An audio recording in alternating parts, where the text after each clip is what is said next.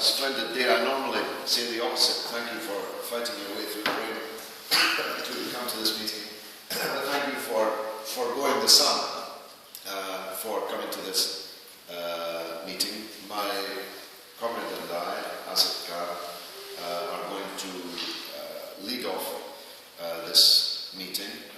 There will be time for questions and discussion, though perhaps not with me, because I must leave at 1. I'm speaking in Stratford-on-Avon at 4, and it's 145 miles away. So I must leave at 1 o'clock. But Asif will take the chair thereafter for a little while longer if people feel that that's useful. Obviously, the elections and the post-election atmosphere in Pakistan is of very great importance to Pakistan and therefore to Bradford, because there are tens of thousands of people in Bradford of Pakistani origin.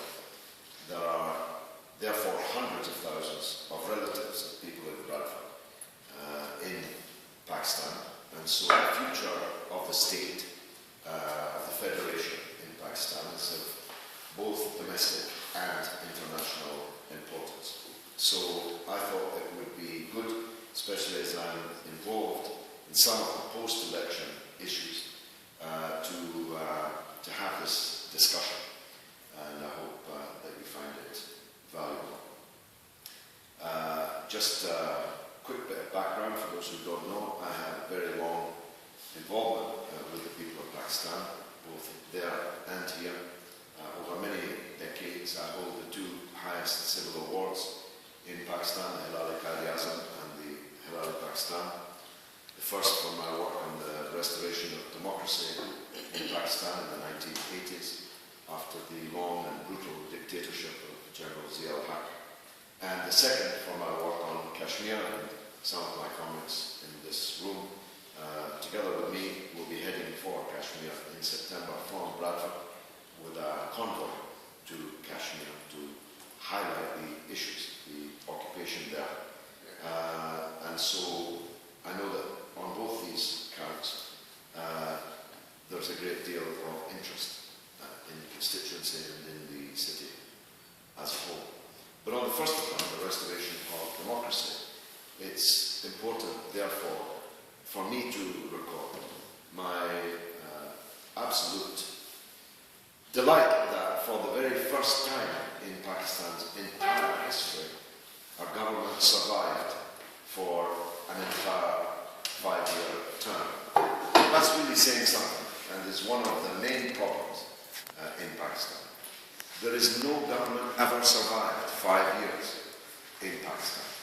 And democracy has been systematically, periodically overthrown, usurped, and replaced by brute military dictatorship or various forms of coup d'etat, sometimes leading to, in the case of Mr. Bhutto, the execution of the elected leader in the country by military rulers.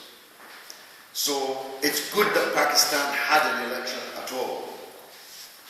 It's good that the government survived its 5-year term. And the fact that there were clearly irregularities in the election should not take away from the fact that it's a singular achievement for the Islamic Republic of Pakistan that the election was held and that a result has emerged.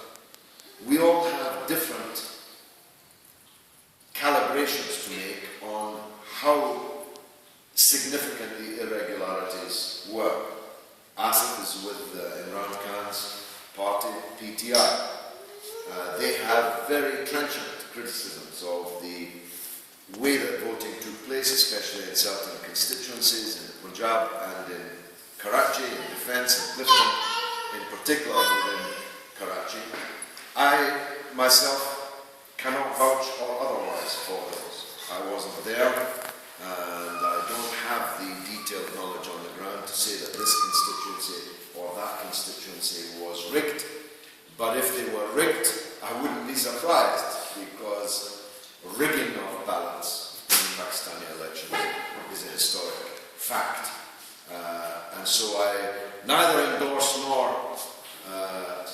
dissociate from any points that Asif will make about individual contests. Secondly, I'm very glad that Imran Khan made a substantial breakthrough. I do think that PTI's politics are much closer to respect politics than any of the other parties in the state.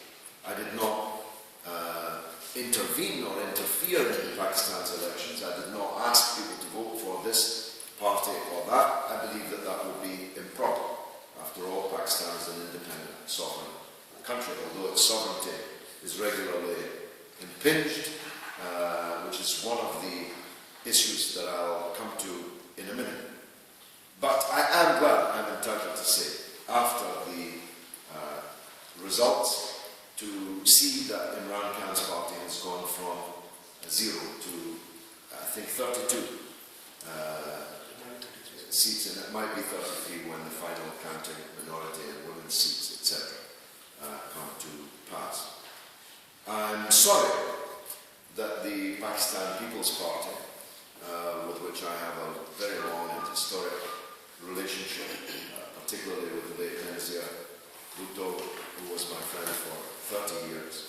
I'm sorry that they have fallen to such a pass, but I believe that to a significant extent they have only themselves to blame, and that if they don't renovate their political line and their political leadership, that they are destined for political oblivion, and I say that with a heavy heart.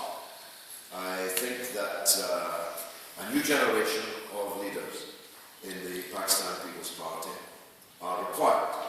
But even more than a new generation of leaders, a new political line is required. Because actually the PPP has become like Labour.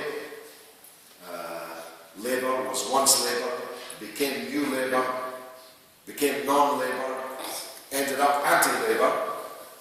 The Pakistan People's Party became non-People's Party, and to some extent ended up in a position of being an anti-popular party, because in particular of their support for neoliberal economic policies, but most importantly their support for the role of the United States in the region and their tolerance of, indeed it's difficult to avoid using the word, complicity in the regular drone attacks upon the country by the United States, which President Obama spoke about with such aplomb just the other day in Washington.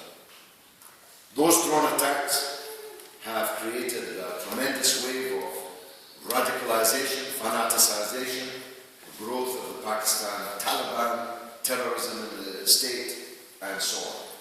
And the fact that the President Zardari and the PPP have been seen to be, at the very least, tacitly endorsing these drone attacks, and arguably being in complicity with them, has damaged the PPP very considerably indeed. The fact that Nawaz Sharif has been elected to his third term as Prime Minister of Pakistan is obviously a matter for congratulation. I congratulate him on this achievement. It's no mean achievement. He was overthrown by military coup d'etat. He was driven out of the country into exile. I know him well.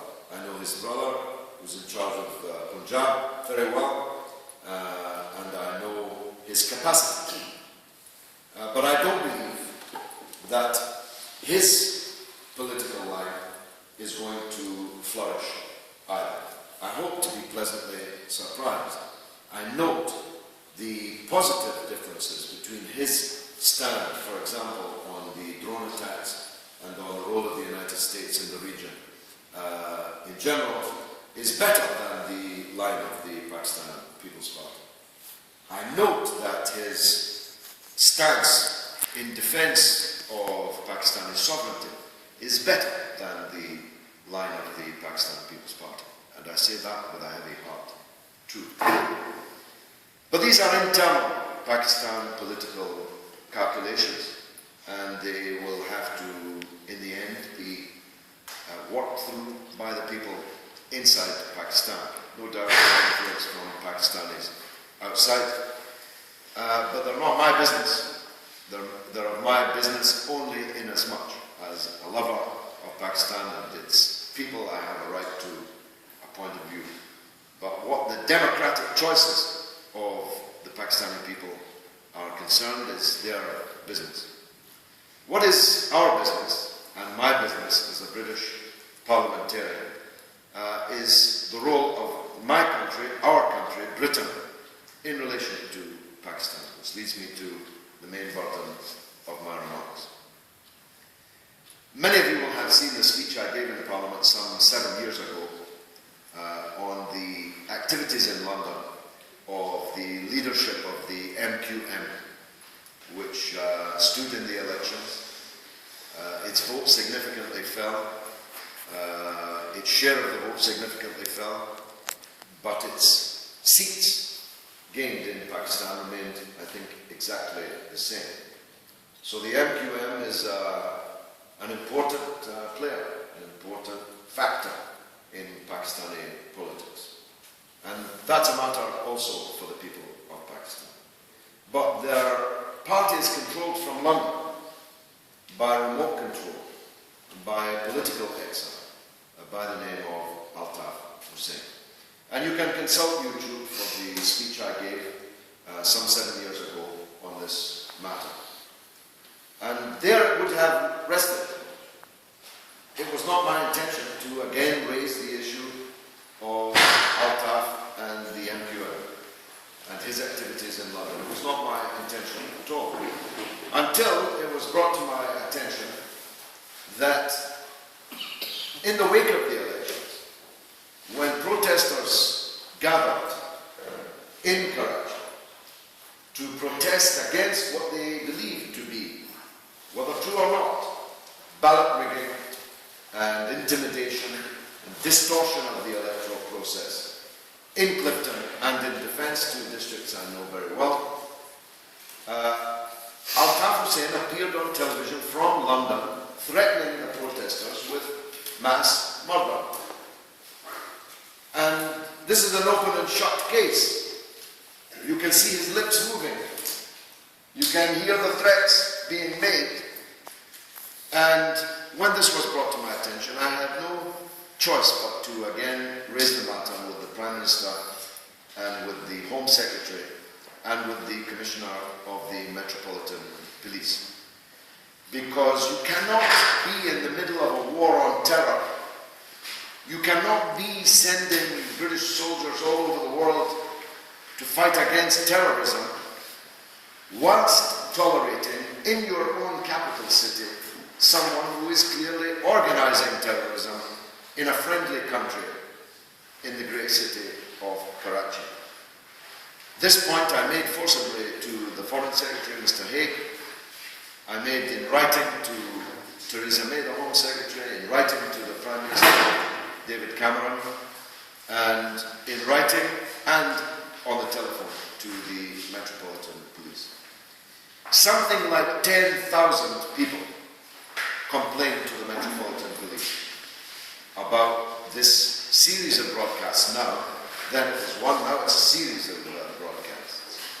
Some 10,000 people complained to the Metropolitan Police about this very clear criminal offence that had been committed on television from London. As I say, an open and shut case. The Metropolitan Police are still investigating the matter, but I must say they're not showing the same alacrity that they would have if the person giving the broadcast had been some of these fanatic Muslim clerics who was threatening murder and mayhem, I don't know where, in Paris or in Berlin or somewhere else. Because if Altaf had been a hook-handed, glass-eyed, bearded, turbaned, fundamentalist extremist, he'd already be under arrest. Indeed, he'd already been on an aeroplane, extradited.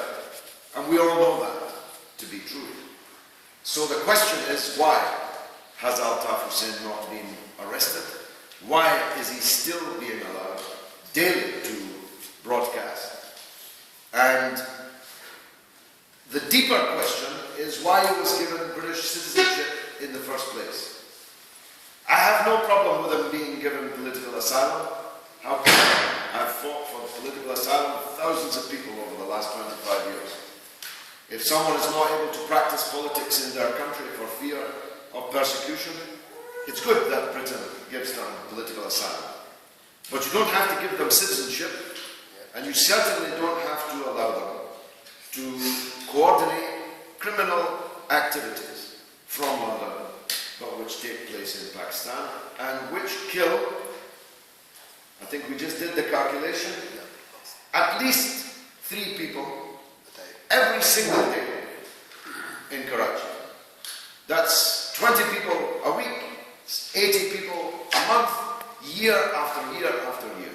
This is a serious matter.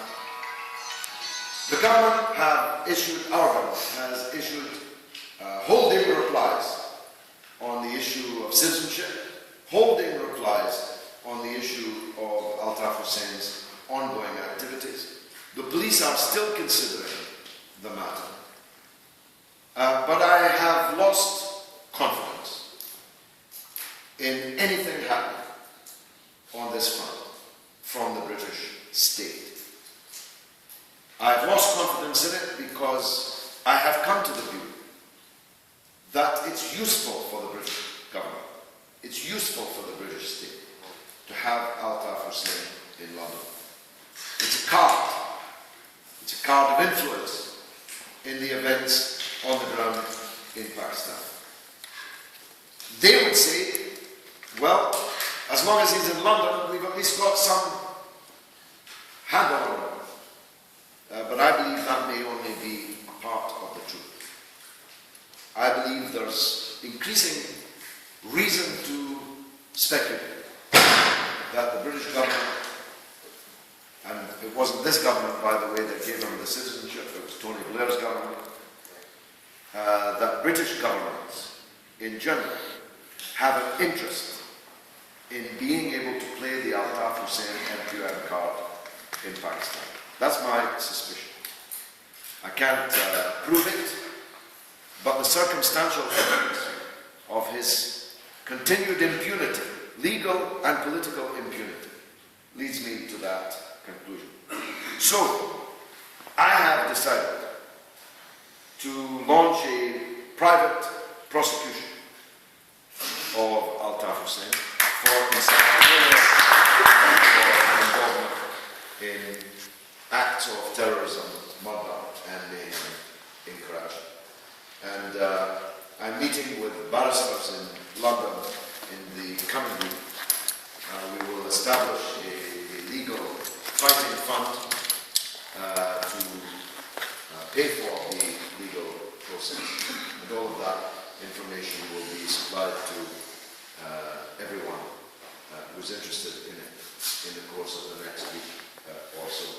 Of course, if the government and the Metropolitan Police take action in the interim, that means that we have no need to take this private legal action. So much the better. It's a matter for the state. The state ought to be taking on its responsibilities.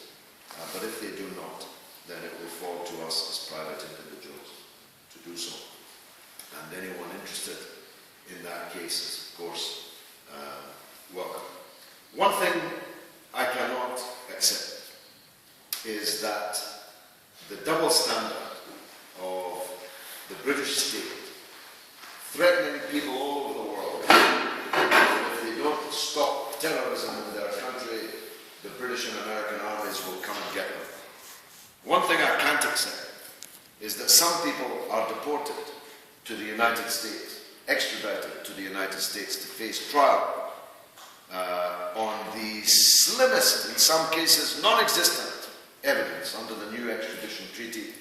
There is no need even for the United States government to provide evidence. They merely have to request someone well known to me, Babar Ahmad, is now in an American prison without any evidence at all against him being presented. Deported only on the say-so of the United States, whilst Altaf Hussein is allowed with impunity to conduct daily television incitement to an organization of serious crime from London. So the follow-up of the impact of the Pakistan elections is profound, both in Pakistan and around the world, because of course Pakistan's borders with India, with Afghanistan, with China, make it, in geostrategic terms, a country of immense importance. Its instability is bad for everybody. If terrorism grows in Pakistan, it's bad for everybody. And we want to see this government to be able to last its 5-year term, and for the people of Pakistan to live in peace and hopefully increasing prosperity. So at this stage, I'll hand over to my comrade Asim to say a few words from his perspective.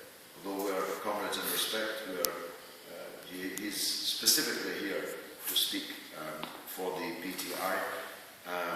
And then, if there's time, I'll answer a few questions. Wassalamu alaikum. You have proven that you're a friend of Pakistan. I will speak as a Pakistani rather than a PTI spokesperson. I think what happened a few weeks ago affected every Pakistani, whether they are supporters of PPP, PMLN, PTI, or Islamic or anybody. The way the Altaf Hussein threatened people of Pakistan when they were protesting in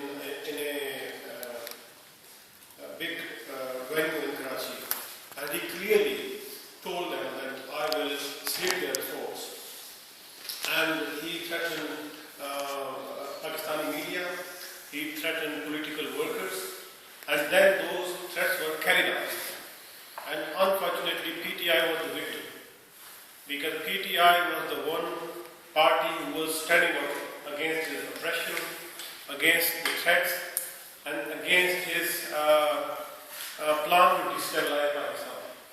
So therefore, I really salute you, because I rang you straight away, and I requested you to, which you already had, to raise this issue, and the concern of Pakistani community, because every Pakistani is fed up, frightened, and concerned about the Altaf Hussein's intentions about Pakistan and how British government is playing.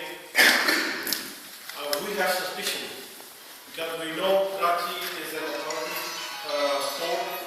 It's a city of 25 million people. It's the lifeline of Pakistan's economy. It's the city where all these 45 countries' forces sitting in Afghanistan will be used to get out through Karachi, and all their hardware is going to go out through Karachi. So therefore, we know it's a very important city, and the issue is far more deeper for Pakistan as a nation. We think that every Pakistani, doesn't matter which background, which politically party they come from, whichever ethnicity they come from, whichever background they come, they should join forces and support you to raise this issue. And I once again would like to applaud you for pursuing this project of peace. And I would say this openly, that I'm really disappointed with 5 or 6 MPs of different parties of Pakistani origin. Their lips are tight, they are not saying anything about this issue, and if they say something, they are very apologetic. And I, as somebody coming from a Pakistani origin, I'm very disappointed, because I heard them, the only person who represented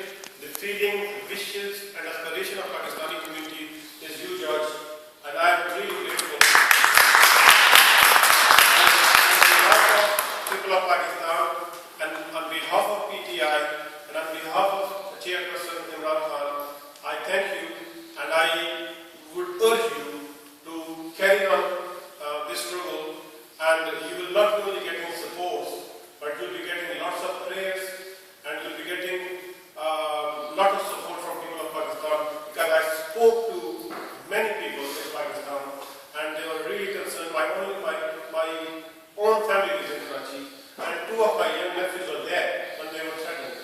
And they are highly educated people doing some great job in Pakistan, and they were really upset that they cannot take this terrorism, they cannot take this threats anymore, and they are willing to fight back. They will fight back.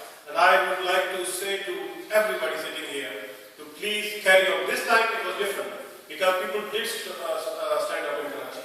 They did get out to vote, whichever party is good for Pakistan. They were also on the streets. Here in UK, I think over 10,000 calls were made to Metropolitan Police. It was recorded. I think people are doing e-petition. There was a massive demonstration outside Downing Street. Over 2,000 people attended. So Pakistani community is doing their utmost.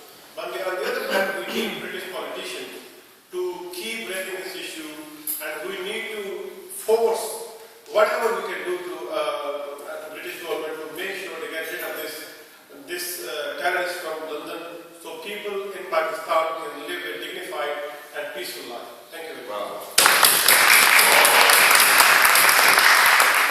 Yes, Paul. May I just quickly ask,